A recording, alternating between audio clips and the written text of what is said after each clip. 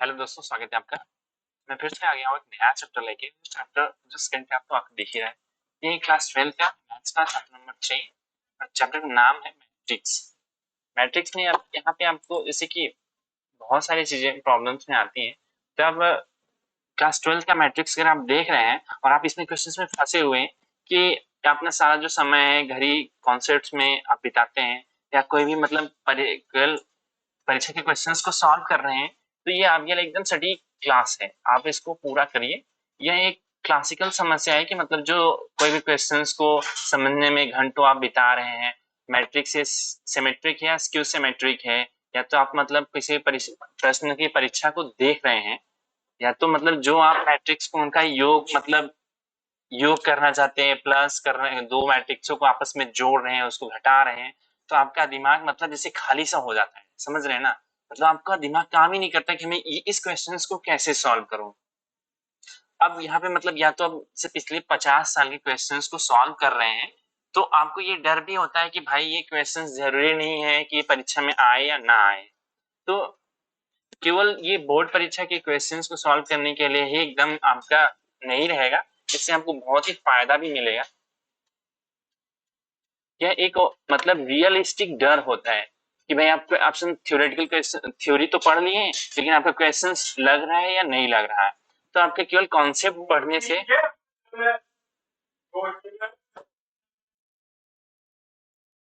तो मैं यही बोल रहा हूँ कि इसमें जरूरी नहीं है कि आप केवल कॉन्सेप्ट्स को ही पढ़ें, तो इससे आपका सारा क्वेश्चन सॉल्व हो जाएगा। उसमें भी डर आपके अंदर बना रहेगा।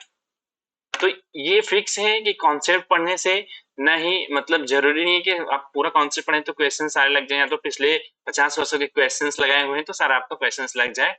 ये एक मतलब क्या अनुभव होता है, जैसे जैसे आप क्वेश्चंस की प्रैक्टिस करते जाते हैं तैसे तैसे आपका क्वेश्चंस क्लियर होते जाते हैं। तो मतलब आपको क्वेश्चंस को रट के भी मतलब पूरा जरूरी नहीं है कि क्वेश्चंस को पूरा रट ले तो आपको क्वेश्चन सॉल्व हो जाएंगे। उसके लिए आपको प्रैक्टिस की जरूरत है।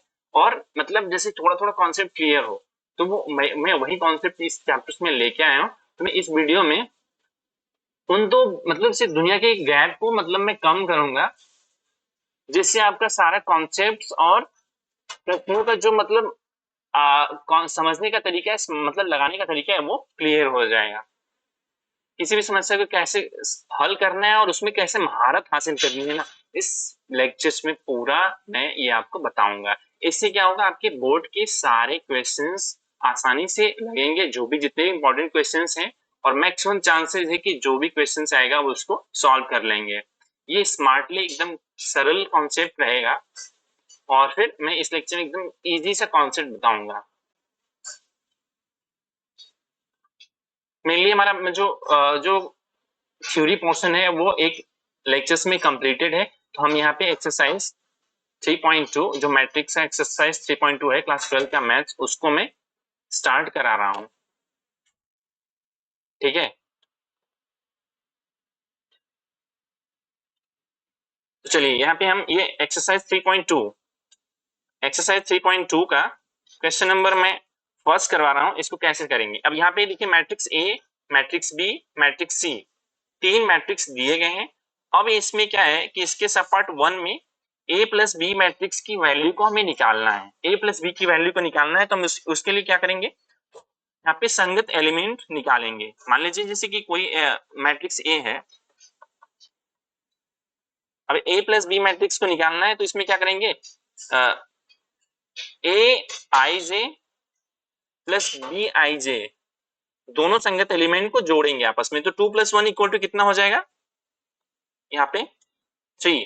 4+3 कितना हो जाएगा, 7।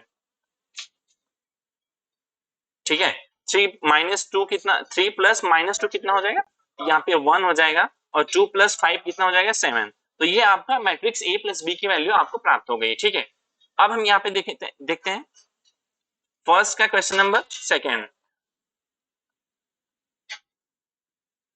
फर्स्ट के क्वेश्चन नंबर सेकेंड में देखते हैं। अब यहाँ पे देखिए a माइनस बी को वैल्यू को निकालना है, a माइनस बी। इसको हम कैसे निकालेंगे, अगर a माइनस बी करते हैं तो यहाँ पे संगत एलिमेंट्स को माइनस करेंगे। 2 - 1 इक्वल टू कितना हो जाएगा, 1। 4 - 3 इक्वल टू 1। ठीक है, 3 माइनस माइनस टू, तो यहाँ पे प्लस हो जाएगा, तो 3 minus 2 minus 3 minus minus 2 equal to 5 हो जाएगा, and 2 minus 5 equal to minus 3। तो ये आपका a माइनस बी की वैल्यू प्राप्त हो गई। अब हम यहाँ पे दिखाते हैं क्वेश्चन नंबर फर्स्ट का क्वेश्चन नंबर 3। तो 3a माइनस सी, ठीक है, इसको दिखाते हैं। तो इसको कैसे करेंगे, 3a माइनस सी। तो अब मैट्रिक्स ए की वैल्यू कितनी है यहाँ पे दिया है 2 4 3 2, 2 4 3 2 माइनस सी। सी के एलिमेंट्स कितने हैं, सी के एलिमेंट्स क्या है, -2 5 एंड 3, 4। चलिए अब इसमें क्या है, स्केलर, अब किसी भी मैट्रिक्स में स्केलर क्वांटिटी का मल्टीप्लाई करने पे उसके सारे एलिमेंट्स में उस स्केलर क्वांटिटी की मल्टीप्लाई होता है। तो यहाँ पे अगर 3a की वैल्यू निकालने के लिए क्या करेंगे, 3 से सारे एलिमेंट्स में मल्टीप्लाई करेंगे। तो 3 2 6 एंड 12 हियर 9 6 माइनस, यहाँ पे कितना है, -2 5 3 एंड 4। तो ये है अब संगत एलिमेंट्स को माइनस करने पे 6 माइनस -2 इक्वल टू कितना हो जाएगा, 8 -1, sorry 12 minus 5 equal to 7 7 9 minus 3 equal to 6 and 6 minus 4 equal to 2। तो ये आपका 3a माइनस सी का आंसर आ गया। ठीक है, इतना इसमें कोई समस्या है नहीं, अगर नहीं है तो आगे हम बढ़ते हैं क्वेश्चन नंबर फर्स्ट के थर्ड को फोर्थ को करवाते हैं। समझ गए, समझ में आएगा नहीं समझ में आया भाई, अगर समझ में आ गया तो कॉन्सेप्ट कमेंट्स में जरूर बताएं ताकि मुझे समझ में आए कि हाँ आप लोगों को समझ में आ रहा है। ठीक है, तो अब यहाँ पे क्वेश्चन नंबर 1 के क्वेश्चन नंबर 4 को मैं क्लियर करवाता हूँ। 4, अब यहाँ पे मैट्रिक्स ए है, मैट्रिक्स बी है, उसके मल्टीप्लीकेशन को निकालना है। तो अब मैंने अपने थ्योरी पोर्शन में कवर करवाया है कि मैट्रिक्स ए और मैट्रिक्स बी दो मैट्रिक्स हैं। उसकी फर्स्ट मैट्रिक्स है, क्या होता है कि कॉलम और सेकेंड मैट्रिक्स का रो अगर इक्वल है तभी हम मल्टीप्लीकेशन उसका पॉसिबल होगा, और जो मल्टीप्लीकेशन के बाद उसका जो मैट्रिक्स बनेगा वो फर्स्ट के रो और थर्ड के फर्स्ट के रो और सेकेंड के कॉलम का ही ऑर्डर का बनेगा। तो यहाँ पे मैट्रिक्स ए और बी, मैट्रिक्स ए कितना है देखिए 2 2 4 एंड 3 -2। ठीक है, अब देखिए अब मैट्रिक्स बी कितना है 1 3 -2 एंड 5। ये दो मैट्रिक्स है, आपस में मल्टीप्लिकेशन करना है। तो ये कौन सी कितनी ऑर्डर इसका कितना है 2 इंटू 2 2 इंटू 2। तो हाँ हमें समझ में आ रहा है इसका कॉलम इसका रो और इसका मतलब कॉलम इक्वल है, तो ये मैट्रिक्स का मल्टीप्लिकेशन पॉसिबल है और ये संभव है, तो हम इसको मल्टीप्लिकेशन कर सकते हैं। तो इसको मल्टीप्लिकेशन करने के लिए क्या करेंगे, फर्स्ट का रो देखिए इसको जोड़ना है, फर्स्ट के रो को सेकेंड के कॉलम को आपस में संगत एलिमेंट्स को मल्टीप्लाई करके प्लस करना है। तो ठीक है, तो फर्स्ट का रो का मल्टीप्लिकेशन कितना हो जाएगा 2 1 2 2 प्लस 4 इंटू -2, तो 4 दूनी 8, तो 2 माइनस 8 कितना हो जाएगा -6। और फर्स्ट रो सेकेंड कॉलम, फिर क्या करेंगे फर्स्ट रो सेकेंड कॉलम, तो 3 2 6 3 दूनी 6 और 5 के 20 और 6 26, तो यहाँ पे 26। ठीक है, अब यहाँ पे सेकेंड रो फर्स्ट कॉलम में मल्टीप्लाई करेंगे तो कितना हो जाएगा 3 1 3 2 2 4 और 4 3 7, यहाँ पे 7 आ जाएगा। और सेकेंड रो सेकेंड कॉलम, तो यहाँ पे -1, तो ये आपका मैट्रिक्स ए बी जो 2:2 ऑर्डर का मैट्रिक्स बनेगा, ये इसका आपका मल्टीप्लिकेशन होगा मैट्रिक्स ए और बी का। ठीक है, अब यहाँ पे देखिए मैट्रिक्स बी ए, अब मैट्रिक्स बी ए निकालते हैं इसका।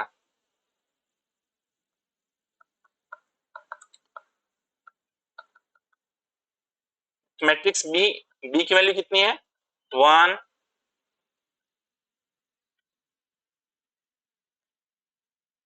3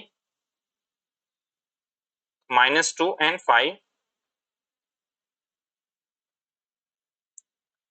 2 4 ये हो गया। तो इसमें फर्स्ट और फर्स्ट कॉलम मल्टीप्लाई करने पे कितना आ जाएगा? यहाँ पे आ जाएगा 11 फर्स्ट और सेकेंड कॉलम, तो 4 फर्स्ट और सेकेंड कॉलम, 3 2 6 4 -2 और सेकेंड और फर्स्ट कॉलम में सेकेंड और फर्स्ट कॉलम 11 और सेकेंड कॉलम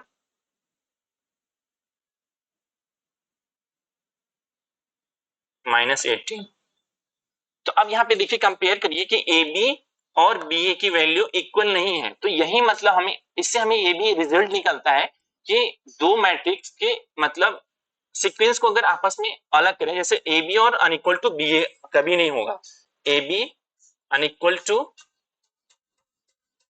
बी ए, ये आपकी प्रॉपर्टी भी है, ये हमें से याद रखनी है। अगर कोई पूछता है कि भाई A B equal to B A हो सकता है क्या, अगर मतलब ए और बी अलग अलग मैट्रिक्स हैं तो फिर ये पॉसिबल नहीं है, समझ गए? हाँ, तो हम ये नेक्स्ट क्वेश्चन को सॉल्व कराते हैं।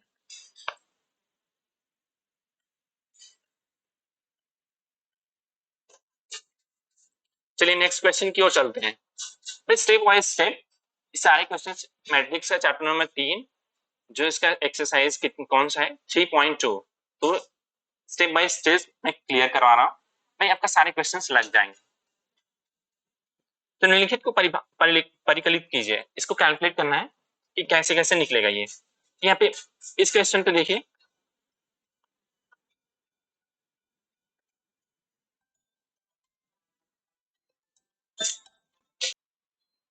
यहाँ पे सेकेंड के फर्स्ट क्वेश्चन को देखते हैं।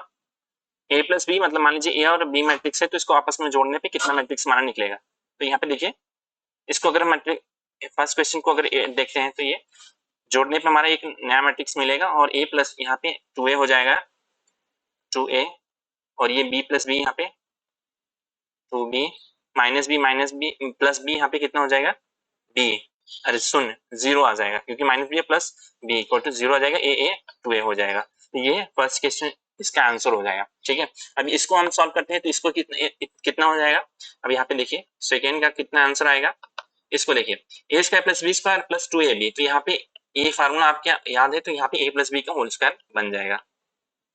ठीक है, अगर इसको और इसको जोड़ेंगे तो a प्लस बी का होल स्क्वायर बन जाएगा। अब यहाँ पे देखिए बी स्क्वायर प्लस सी स्क्वायर प्लस 2bc, ये किसका फार्मूला है, b प्लस सी का होल स्क्वायर का फॉर्मूला बन जाएगा। ठीक है, अब यहाँ पे देखिए A square plus C square -2ac कितना आ जाएगा, तो फिर ये बन जाएगा a माइनस सी का whole square, a minus C और A square plus B square -2ab तो यहाँ पे a माइनस बी का ये फॉर्मूला बन जाएगा। तो ये हो गया। अब इसको क्वेश्चन नंबर थर्ड को यहाँ पे हम देखते हैं। क्वेश्चन नंबर थर्ड, सेकेंड का थर्ड है। अब इसको यहाँ पे देखिए एडिशन ही है, एडिशन तो मतलब है संगत एलिमेंट्स को जोड़ दीजिए, दिस एंड दिस।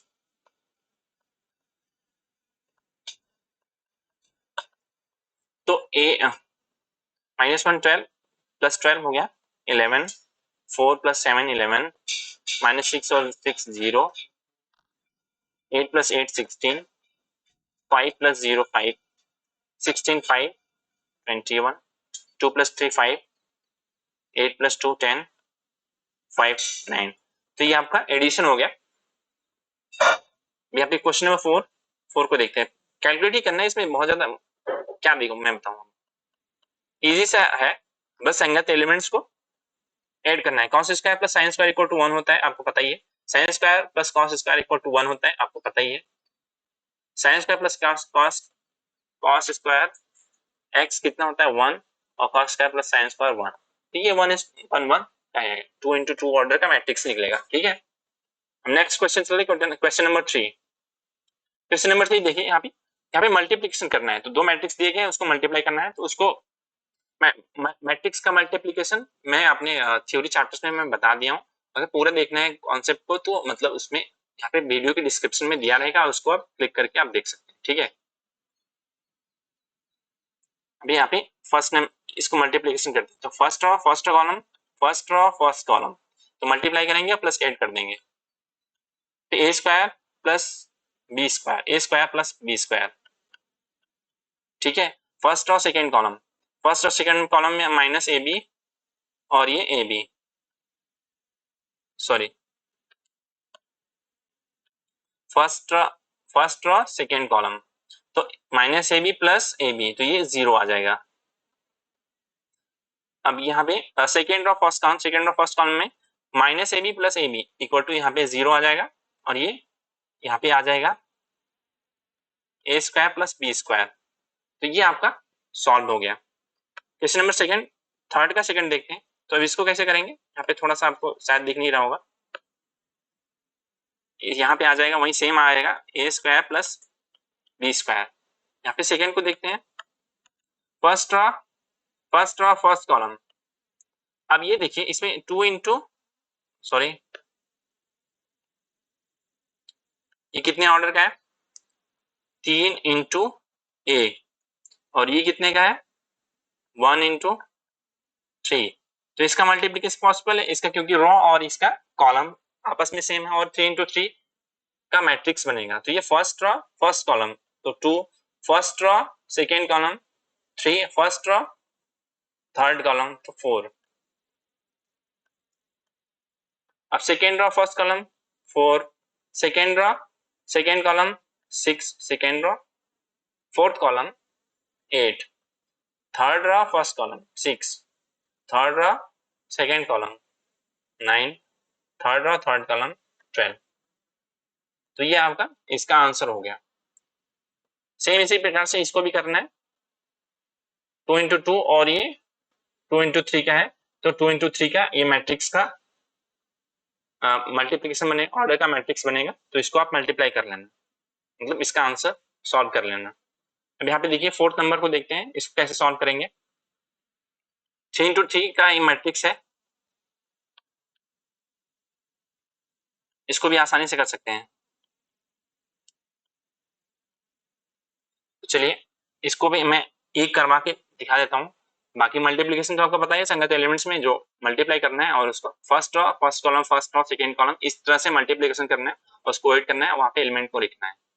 ठीक है, तो ये फोर्थ नंबर में क्वेश्चन को सॉल्व करवा देता हूँ। Fourth number,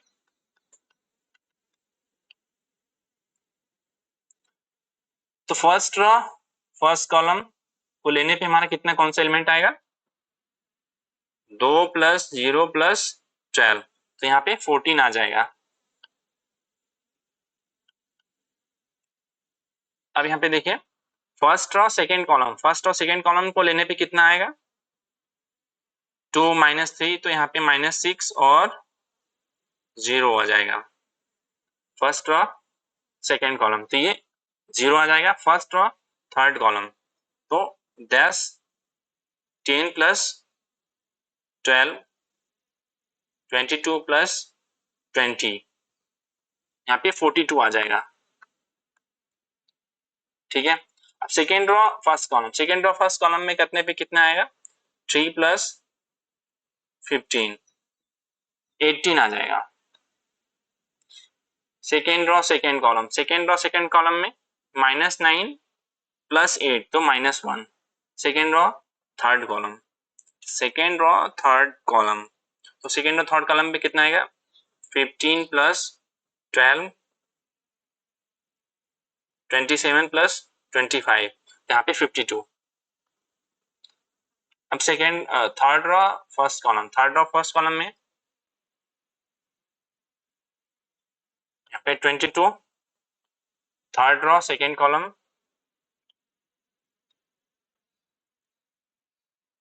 -2, and third row third column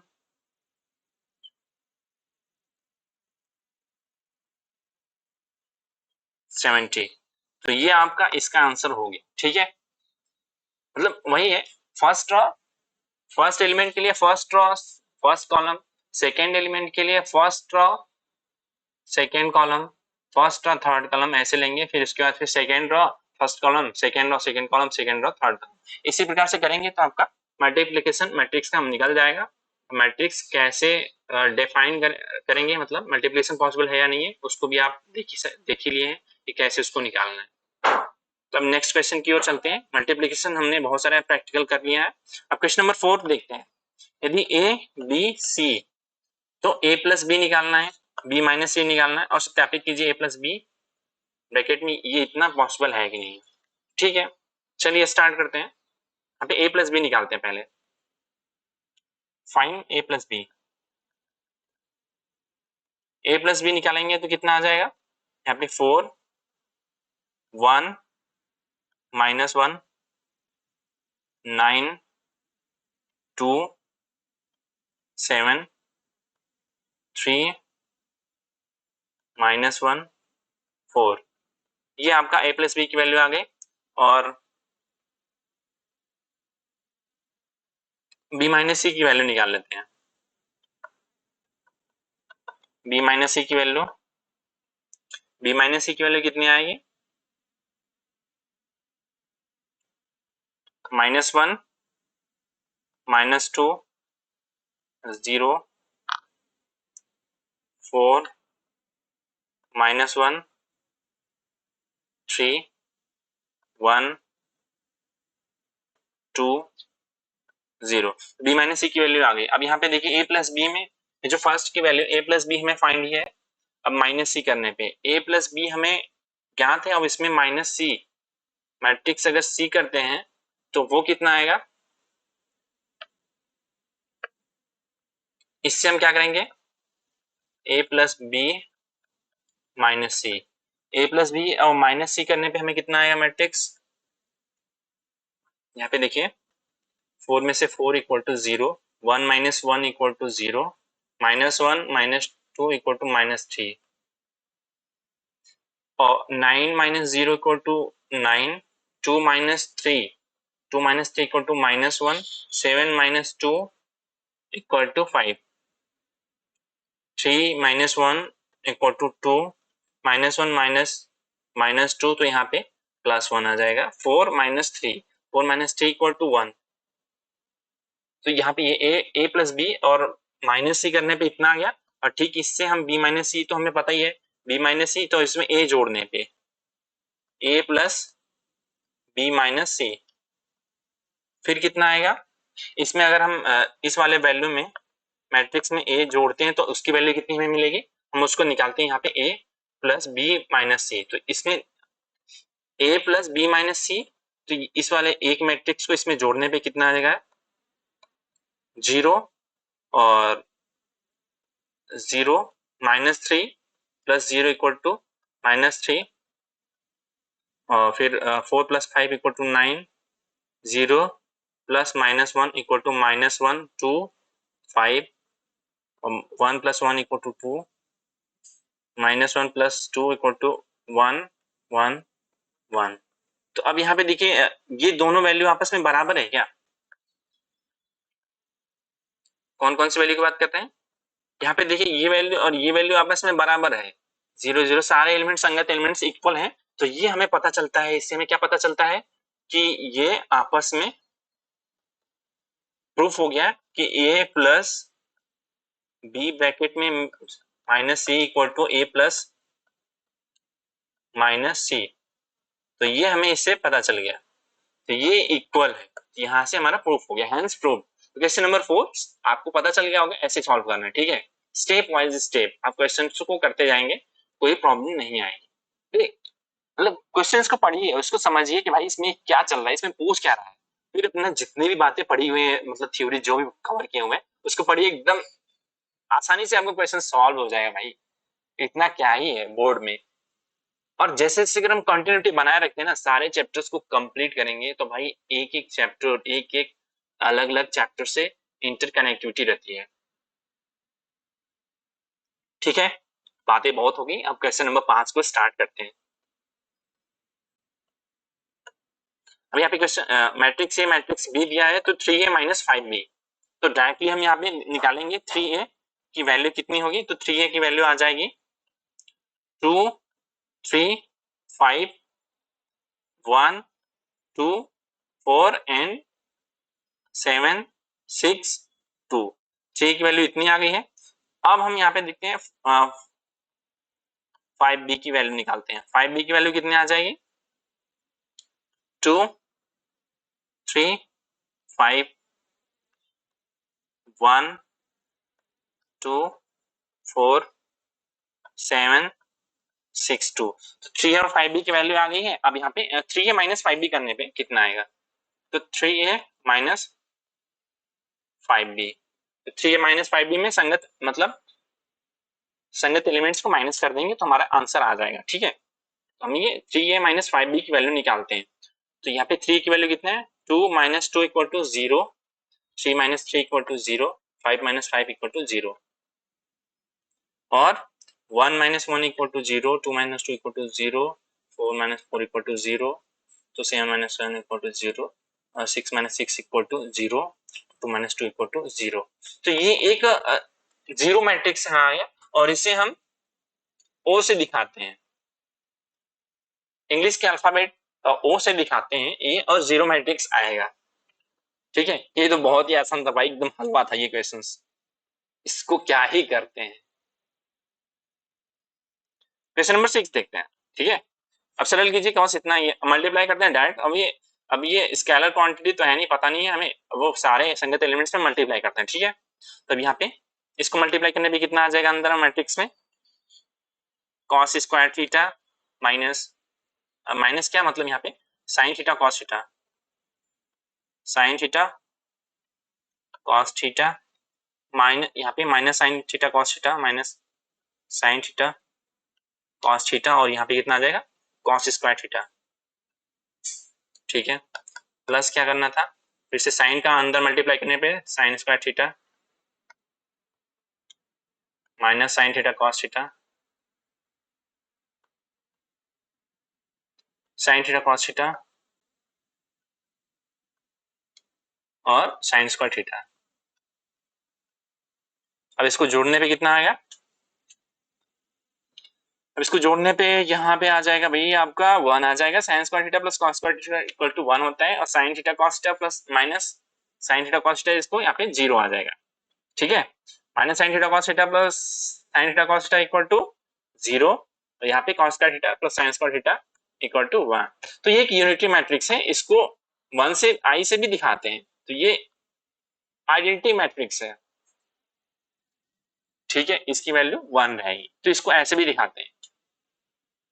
अब अगर ये आप आइडेंटिटी कैसे आया तो आपको समझ में नहीं आएगा, क्योंकि अगर इसको पूरा समझने के लिए भाई मेरा वीडियो का लिंक डिस्क्रिप्शन में दिया है, वहां पे जाके जरूर देखें, ताकि वो आपका सारा कॉन्सेप्ट क्लियर हो जाएगा मैट्रिक्स का। समझ गए? एक्स प्लस वाई याद कीजिए। अब यहाँ एक्स प्लस वाई है, डायरेक्टली हम निकाल सकते हैं। एक्स माइनस वाई, इसको निकालना है। यहाँ पे देखिए कुछ ऑड हो गया था, तो एक्स प्लस वाई कैसे निकालेंगे? अच्छा, ये दिया है कि एक्स प्लस वाई इतना है और एक्स माइनस वाई इतना है, तो एक्स और वाई की वैल्यू ज्ञात करनी है। ठीक है, चलो हम ये इनको और इनको आपस में जोड़ देते हैं। तो यहाँ पे 2x कितना आ जाएगा? 2x की वैल्यू आएगा यहाँ पे 10 0 2 8। तो x की वैल्यू कितनी आ जाएगी? क्योंकि x की वैल्यू 1/2 हो जाएगा, यहाँ पे 1/2 सारे एलिमेंट्स में डिवाइड होगा, मल्टीप्लाई होगा 1/2, तो यहाँ पे डिवाइड हो जाएगा, मतलब डायरेक्टली यहाँ पे 5 0 1 एंड 4 आ जाएगा। x की वैल्यू इतना। तो अब यहाँ पे डायरेक्ट इसको माइनस करने पे हमें निकल जाएगा। तो x plus y equal to sorry, यहाँ से x plus y equal to कितना था? 7 0 2 एंड 5। तो इसमें से y इक्वल टू यहाँ पे 7 2 0 5 माइनस x। तो x की वैल्यू हम रख देंगे। x की वैल्यू कितना है? अभी हमने अभी निकाला है भाई, अभी निकाला है। x की वैल्यू आप रखते हैं, तो put the value of x here 5 0 1 and 4। तो इससे हमारा आंसर आ जाएगा। यहाँ पे देखिए y की वैल्यू कितनी आ जाएगी? 7 से 5 यहाँ पे है 2 0 1 1, ये होगा आपका y की वैल्यू एंड x की वैल्यू। इसमें कोई डाउट भाई, इसमें कोई डाउट हो तो बताओ।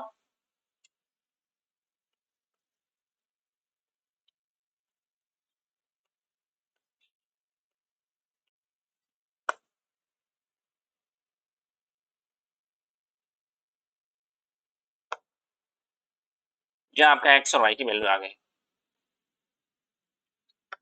ठीक इसी प्रकार से जैसे कि आप लीनियर इक्वेशन निकालते हैं, x और y की वैल्यू निकालते हैं, यहाँ पे भी इसमें x और y की वैल्यू निकाल सकते हैं।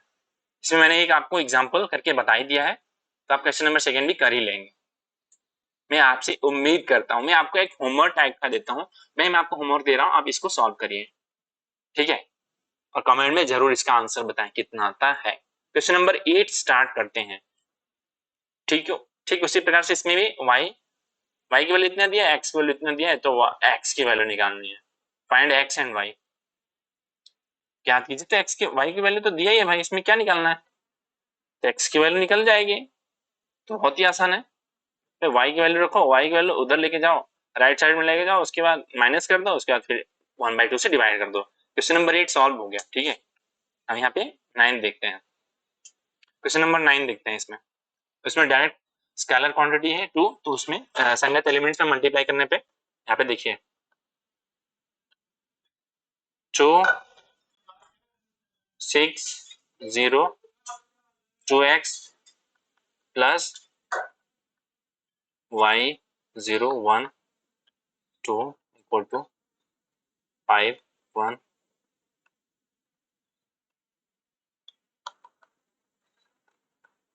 आपस में जोड़ने पे,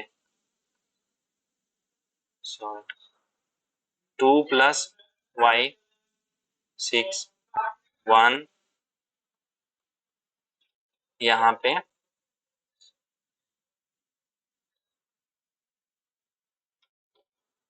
और यहाँ पे 2x प्लस,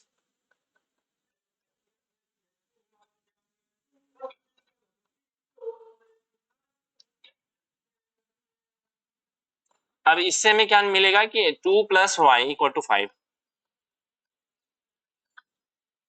यहाँ पे इक्वल मैट्रिक्स तभी होंगे जब इसके ऑर्डर सेम होंगे, पहली कंडीशन है, और दूसरी कंडीशन क्या है, इसके संगत एलिमेंट्स आपस में बराबर होंगे। तो यहाँ पे 2 प्लस वाई इक्वल टू कितना आ जाएगा, 5। संगत एलिमेंट्स को आपको मैच कराना है, तो उससे आपको ये मिलेगा,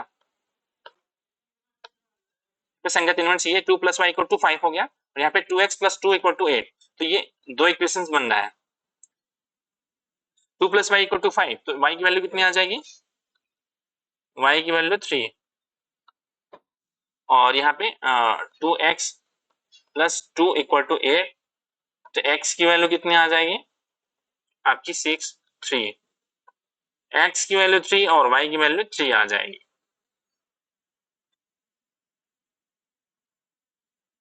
समझ गए, x और y की वैल्यू आपकी 3 आएगी, ये आपका आंसर है।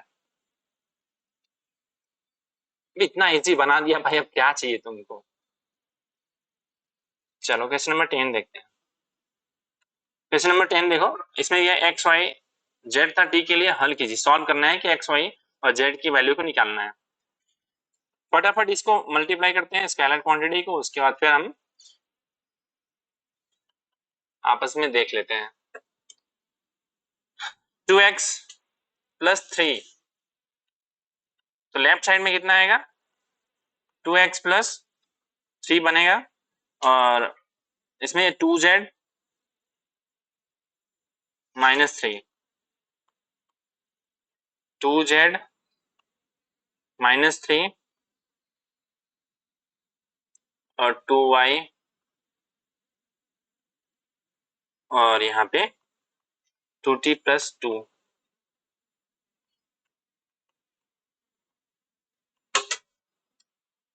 इस साइड राइट साइड में कितना आएगा आपका, राइट साइड में बन जाएगा 9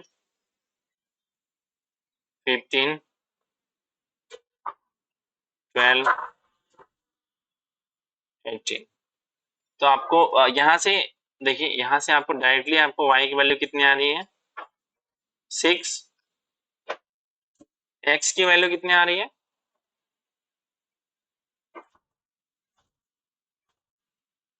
x equal to 3 and z की वैल्यू कितनी आ रही है? z की वैल्यू आ जाएगी 9 एंड t की वैल्यू आ जाएगी 8।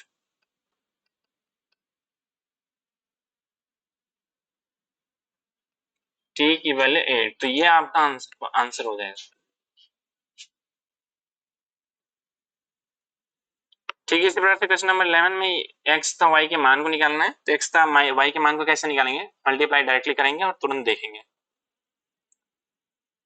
लेफ्ट साइड में कितना आ जाएगा? 2x माइनस वाई,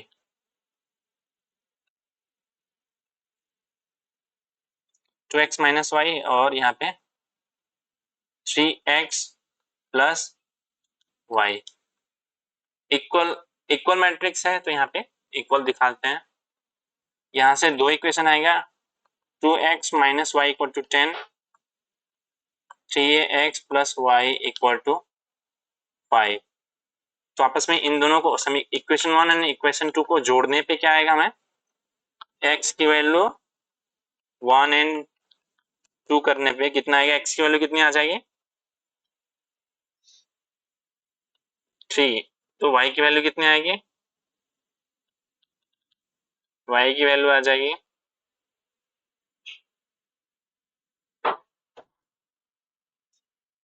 y की वैल्यू आ जाएगी भाई -4। ठीक है, इजी एज यूजुअल।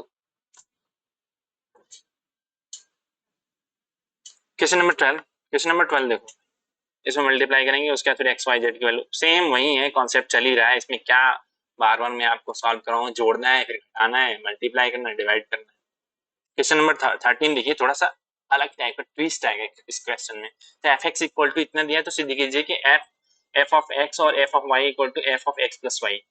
तो वही इसमें दिया है, एफ ऑफ एक्स की वैल्यू इतना है, एफ ऑफ वाई की वैल्यू वाई, तो इसमें एफ ऑफ एक्स और एफ ऑफ वाई, तो मल्टीप्लाई करते हैं। F of x into f of y देखते हैं, cos x sin x 0,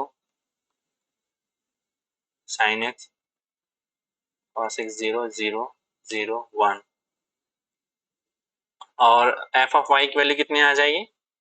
cos y minus sin y 0। ठीक है, और यहाँ पे sin y cos y 0 0 0 1। तो अब इसकी वैल्यू मल्टीप्लाई करने पे तो 3 इंटू 3, फर्स्ट कॉलम पहले देखते हैं। तो first row cos x cos y, first row first column sin x sin y, cos x cos y minus sin x sin y कितना हो जाता है?